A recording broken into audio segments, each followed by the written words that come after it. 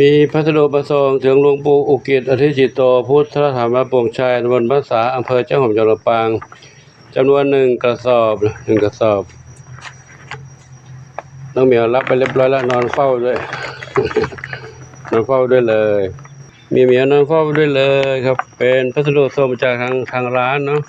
ร้านเป็นอาหารเม็ดสำหรับน้องแมวเหมียวอาหารเม็ดสำหรับน้องแมวเหมียว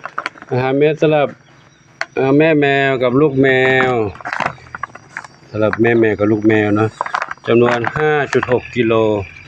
อันนี้ไม่ได้ระบุชื่อผู้จัดส่งไม่แน่ใจว่าเป็นของท่านผู้ใดระบุสรุปเองว่าน่าจะเป็นของคุณโยมดวงเดือนเนาะ เพราะว่าคุณโยมดวงเดือนแจ้งไว้ว่ามีปัญหาแมวเด็กอีกยังไม่ได้มาน่าจะเป็นชุดนี้หรือเปล่าพอสายก็มาแล้วหาแมวโตก็มาแล้วเนาะจะเป็นชุดนี้เนาะก็ขออนุโมทนาสาธุสำหรับ FC ผู้ใจบุญที่จะได้จัดส่งอาหารมาให้น้องๆเหมียวได้อยู่ได้กินเพื่อชีวิตขออนุโมทนาสาธุเขาบงสวนทั้งหลายจงเป็นวรปัจจัยนุนนำคำสู้ให้ FC ผู้ใจบุญได้จัดส่งอาหารน้องเหมียวมานี้พบความสุขความเจริญมีความสุขกายสุขใจปรารถนาสิ่งใดขอได้ทั้งความมุ่งมั่นปรารถนาทุกประการเทอญ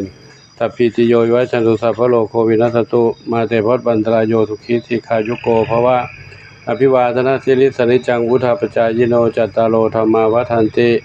อายุวันโนสุขังพระลังสาธุสาธุสาธุแมวเหมียวอะไรลูกเฝ้าไปเลยเหรอเฝ้าไปเลยไม่ยอมหนีไปไหนเลยเก่งมากเห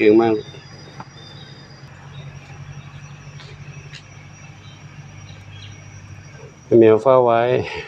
แล้วก็ขออนุโมทนาสาธุนะบุตรใดที่ทุกท่านปรารถนาก็จงสำเร็จสมปรารถนาทุกประการเทินสาธุเหมียวนั่งรอตรงนี้กันนี่ก็อาหารยังไม่ถึงมื้ออาหารเนาะนั่งรอนั่งเล่นกันไปก่อนนะน้องเด้อขออนุโมทนาสาธุ